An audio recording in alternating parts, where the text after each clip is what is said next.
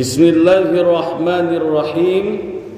Qala al-musannifu fi hadzal kitab wa nafa'ana bihi wa bi 'ulumihi wa bi asrarihi fi daraini amin ya rabbal alamin. Salatul jama'ati, salat berjamaah. Faslun, adapun pasal salatul jama'ati, salat berjamaah. Lirrijali, untuk laki-laki, fil faraidi, di dalam salat wajib, salat 5 waktu.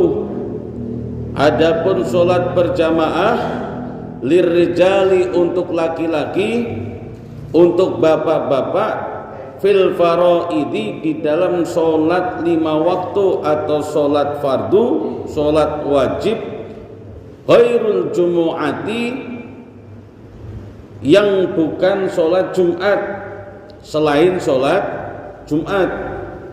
Jadi sholat berjamaah untuk laki-laki di dalam sholat wajib kecuali sholat Jumat. Sunnatun mu'akkadatun, hukumnya sunnah mu'akkad, bukan wajib, tapi sunnah mu'akkad. Artinya apa sunnah mu'akkad? Sunnah mu'akkad ini adalah sunnah yang sangat ditekankan, hampir mendekati wajib tapi tidak wajib, bukan wajib. Sunnah mu'akkad mendekati wajib tapi bukan wajib. Artinya misalkan bapak-bapak kemudian tidak sempat sholat berjamaah, sholat dewek pun sholatnya tetap sah. Kalau hukumnya wajib, nanti semua bapak-bapak yang tidak sholat berjamaah walaupun sudah sholat, hukumnya dosa semua, karena wajib.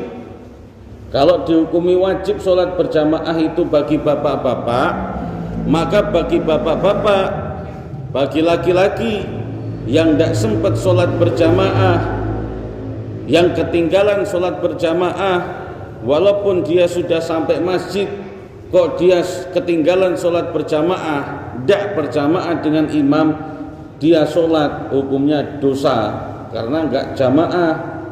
Nah, makanya hukumnya sunnah mu'akkad, yaitu hampir mendekati wajib tapi tidak wajib, sunnah mu'akkad. Indal musannifi war-Rafi'i, ini pendapat pengarang kitab Fathul Qorib dan Imam Ar-Rafi'i. Wal asohu, dan yang lebih absah, indan Nawawiyu, pendapat Imam An-Nawawi.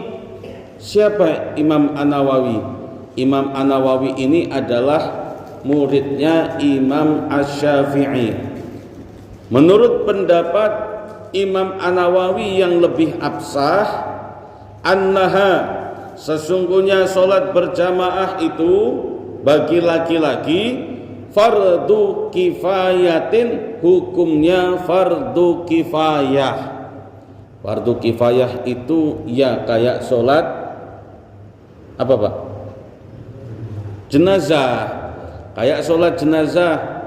Artinya kalau misalkan di kampung ini itu masih ada terselenggara sholat berjamaah, maka yang lain yang tidak sempat, lagi begawe, lagi dalam perjalanan, lagi dalam kesibukan, lagi udzur, maka gugurlah itu, nggak dosa gitu. Tapi syiarnya jangan tinggalkan, tetap disiarkan, ayo sholat ke masjid berjamaah di masjid. Nah ini ilmunya gitu. Tapi jangan kemudian menjadikan hukum yang tidak fardu ain jadi fardu ain, seakan-akan jadi wajib nian. Kalau wajib nian nanti salah, karena para ulama pun tidak ada yang menghukumi sholat berjamaah bagi laki-laki fardu ain. Hanya sebatas fardu kifayah. Wa yudrik al-ma'mumu al-jama'ati ma'al imami fi ghairil jumu'ati ma lam yusallimi taslimatal ula. Wa yudrik al-ma'mumu al-jama'ati, dan seorang makmum masih mendapatkan pahala jamaah ma'al imami, bersama imam, fi ghairil jumu'ati, selain sholat Jumat, malam yusallimi taslimatal ula, sebelum imam ini salam pertama. Jadi Pak, misalkan bapak-bapak, ibu-ibu itu sholat ketinggalan, namanya sholat masbuk. Masuk masjid, imamnya sudah tahiyat akhir. Bapak-bapak takbiratul ihram niat, langsung duduk tahiyat akhir, itu masih dapat pahala berjamaah, asalkan imamnya belum salam pertama.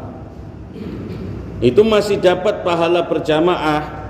Tapi kalau rokaatnya sholat sudah tidak dapat rokaat sholatnya imam. Berarti bapak-bapak, ibu-ibu yang seperti itu kejadiannya, nanti sempurna sholat dewek rokaatnya. Cuman karena bapak-bapak, ibu-ibu sudah gabung ke sholatnya imam sebelum imam itu salam pertama, dapat pahala berjamaah. Pahala berjamaahnya dapat, tapi rokaatnya imam tidak dapat. Rokaatnya imam gak dapat, tapi pahala 27 derajat sholat berjamaah dapat. Itu kalau sholat fardu, sholat 5 waktu selain sholat Jumat. Wa illam yaq'udu ma'ahu, nah ini keterusannya tadi. Amal jama'atu fil jumu'ati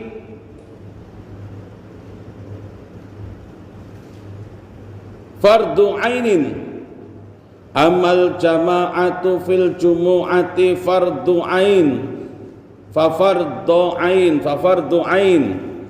Adapun salat berjamaah fil jumu'ati fa fardu ainin. Adapun salat berjamaah di dalam salat Jumat, maka hukumnya adalah fardu ain, wajib bagi laki-laki, enggak ada alasan kecuali udzur syar'i. Wa yajibu 'alal ma'mumi ayyan wiyal i'timami, wa yajibu, dan wajib 'alal ma'mumi, terhadap makmum, ayyan wiyal i'timami, berniat untuk mengikuti seluruh yang dilakukan atau gerakan imam, tidak boleh ingkar. Au iqtida'a bil imami, atau mengikuti semua yang dilakukan atau gerakan imam, tidak boleh ingkar. Kalau ingkar maka tidak sah sholatnya, tidak sah berjamaahnya, terputus dia jadi makmumnya. Nah, ini jadi makmum tidak boleh kemudian ingkar terhadap imamnya. Wala yajibu ta'yinuhu, dan tidak wajib bagi makmum ini takyin, menentukan atau menyebutkan dalam niatnya siapa imamnya. Aku misalkan gini, tadi sholat subuh, usolli fardhu subhi raq'ataini adaan makmuman kepada Ustadz Edi lillahi ta'ala, Allah Akbar. Ini tidak wajib, ini tidak wajib. Takyin seperti itu disebut, ditentukan nama imamnya, tidak wajib. Tapi boleh apa enggak? Boleh Pak, boleh-boleh aja. Boleh. Bal yakfi iqtida'u bil hadiri illam ya'rifuhu, tapi cukup, bal yakfi, tapi cukup, iktida'u bil hadiri illam ya'rifu, mengikuti dengan hadirnya imam jika kita tidak kenal dengan imamnya. Kalau kita kenal nian sama yang jadi imam, boleh aku nak jadi makmum Ustadz Edi, aku nak jadi makmum Ustadz Ityar, boleh kalau kenal nian. Tapi kalau tidak kenal, cukuplah kita berniat untuk mengikuti menjadi imam siapapun yang jadi imam. Fa inna ayyanahu wa akhta'a batalat sholatuhu. Kalau misalkan sudah ditakyin, kalau sudah ditentukan siapa imamnya dalam niat kita, tapi kok tiba-tiba malah salah wong, Pak. Niatnya tadi berimam kepada Ustadz Edi, ternyata yang jadi imam setelah salam, loh kok Pak Parto, maka batal sholatnya. Karena kalau sudah ditakyin seperti itu, wajib harus wong nyonian, tidak boleh salah. Makanya takyin boleh, kita dalam hati berniat mengikuti imam, kalau kita kenal siapa imamnya boleh disebutkan, ditakyin, ditentukan. Tapi kalau salah itulah yang jadi resiko. Kalau dari belakang ini caknya sama, begitu noleh beda wong, ini batal sholatnya. Ajuzu, dan diperbolehkan ayatammal huri bil abdi, dan diperbolehkan orang yang tinggi derajat sosialnya, orang yang besar jabatannya, yang dikatakan bos, toke karet, Pak Camat, wali kota, gubernur, presiden, RT, bil abdi, itu sah hukumnya bermakmum kepada orang, bahkan dikatakan hamba sahaya. Hamba sahaya itu pengertiannya budak sahaya, artinya strata sosialnya paling rendah, diperjualbelikan, disuruh ngapawai kendak yang beli, Pak. Itu strata sosialnya paling rendah, namanya budak. Seorang budak pun di dalam sholat sah hukumnya mengimami gubernurnya, mengimami bosnya, mengimami siapa yang beli, mengimami presidennya, itu sah hukumnya. Apa maksudnya, Pak? Maksudnya di dalam sholat ini tidak ada lagi masalah strata sosial. Kalau masalah sholat, pokoknya siapapun yang datang pertama berhak untuk ngisi saf pertama. Setinggi apapun jabatannya, setinggi apapun strata sosialnya, kalau datang terakhir ya di saf terakhir.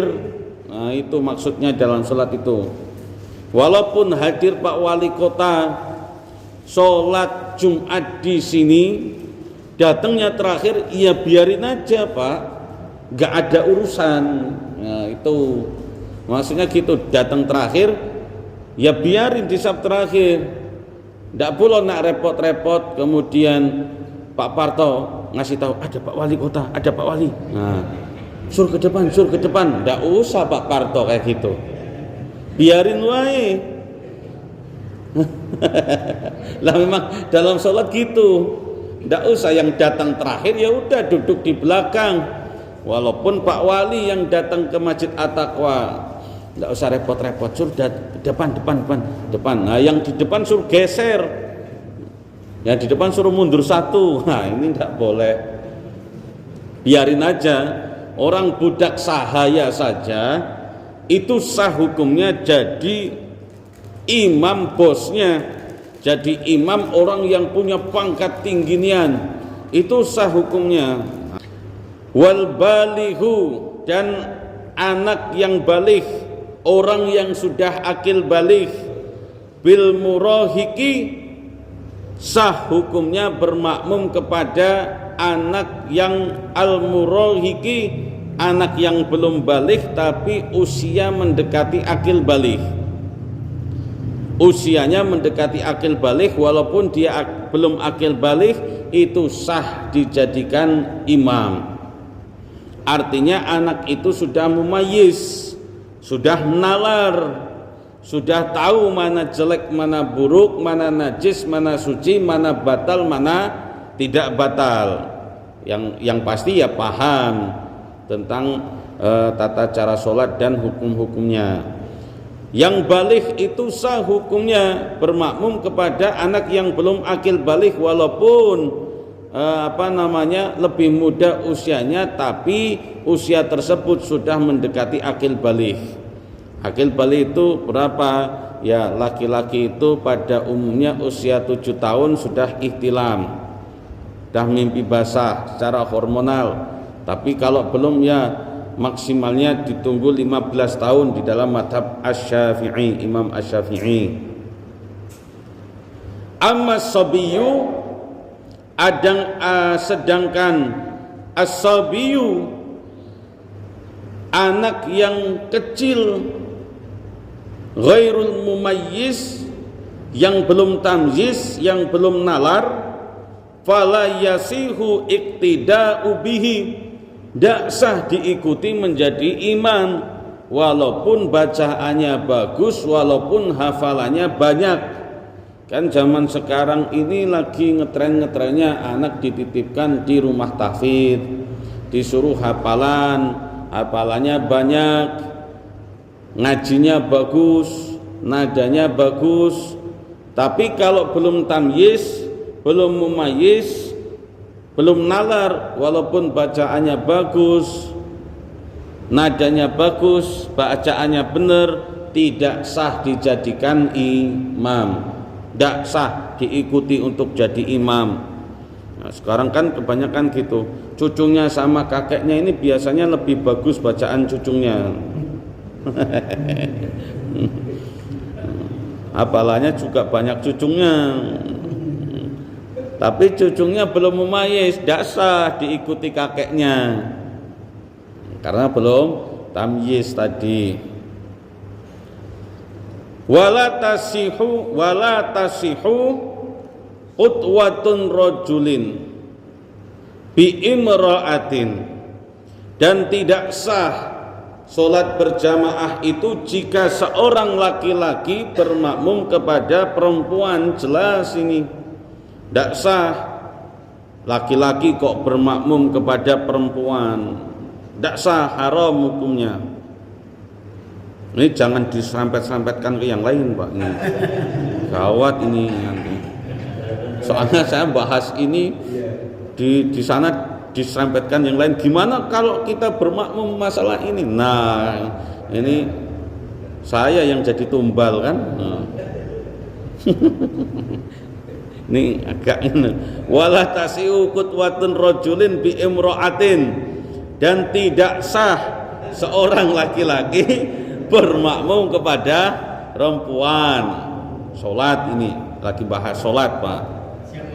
Nah, jangan diserempet-serempetan. Stop.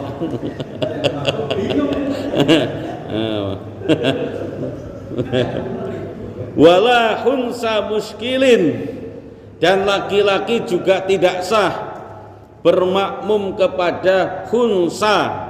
Hunsa itu apa? Hunsa itu bukan bencong. Bencong itu yang lahir laki-laki pengen jadi perempuan, itu namanya bencong.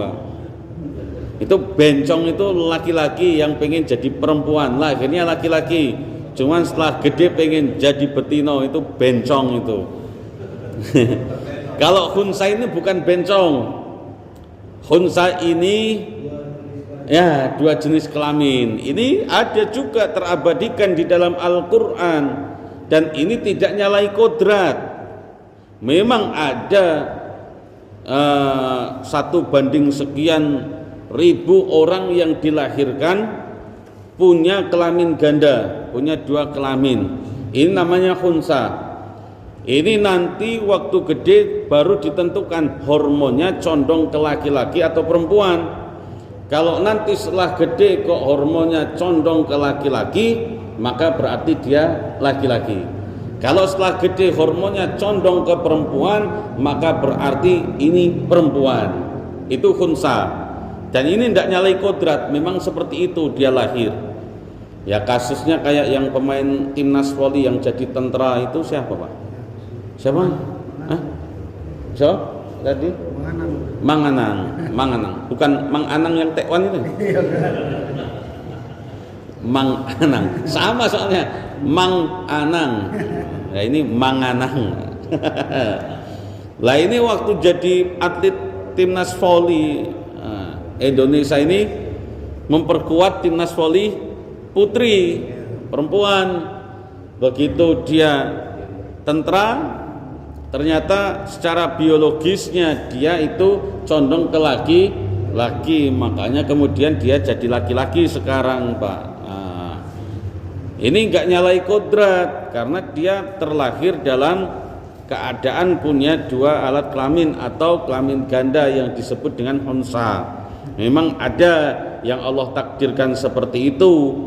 Dan dalam bab sholat, laki-laki tidak sah bermakmum kepada khunsa. Kenapa kok gitu? Ya belum jelas Pak, ini laki-laki apa perempuan nanti. Nah, waktu kita jadi makmum malah ternyata dia condong ke perempuan. Nah makanya nggak sah laki-laki bermakmum pada khunsa, tidak sah. Wala khunsa muskilin bi imra'atin, dan khunsa tidak boleh, tidak sah bermakmum kepada ibu-ibu. Sholatnya khunsa tidak boleh bermakmum ke perempuan. Nanti waktu jadi makmum perempuan, waktu jadi makmum ibu-ibu ternyata dia itu laki-laki. Nah, kan gitu. Waktu dia jadi imam ternyata dia perempuan. Nah, itu yang tidak boleh. Makanya khunsa ini tidak boleh bermakmum kepada ibu-ibu, tidak boleh bermakmum kepada perempuan. Wala bimuskilin, dan khunsa juga tidak sah bermakmum sesama khunsa. Misalkan adalah, tapi kan jarang nian Pak. Ini kan sepersekiannya yang terlahir normal. Misalkan ada khunsa bermakmum dengan khunsa, itu tidak sah. Ya tadi, jangan-jangan yang khunsa jadi makmum ini laki-laki, khunsa yang jadi imam ini perempuan. Makanya khunsa bermakmum dengan khunsa itu tidak sah sholatnya, tidak sah berjamaahnya. Khunsa ya harus bermakmum kepada laki-laki, perempuan tidak boleh, sesama khunsa juga tidak boleh, harus bermakmum sesama laki-laki. Wala qari'un, dan tidak sah orang yang qari. Orang yang qari itu apa? Wa huwa man yuhsinul fatihata, orang yang bacaannya Al-Fatihah itu bagus. Bagus ini bukan bagus nadanya, bukan bagus suaranya, tapi benar Fatihahnya, panjang pendeknya, tajwidnya, hurufnya benar. Ai la yasihu iqtida'uhu bi ummiyin, tidak sah bermakmum kepada imam yang Fatihahnya itu belum benar. Umiyin itu man yuhillu biharfin au tasdidatin minal Fatihati. Umiyin itu adalah yang bacaannya yuhillu, rusak, biharfin, hurufnya, au tasdidatin, atau tasdid-tasdidnya yang ada di dalam Fatihah, panjang pendeknya dalam Fatihah, itu tidak boleh kemudian seorang yang bagus Fatihahnya bermakmum kepada orang yang Fatihahnya belum bagus atau rusak. Ini dalam fikih sholat itu tidak sah, Pak. Nah, ini harus tarbiyah diterima, harus yang legowo, harus besar hati kita semuanya.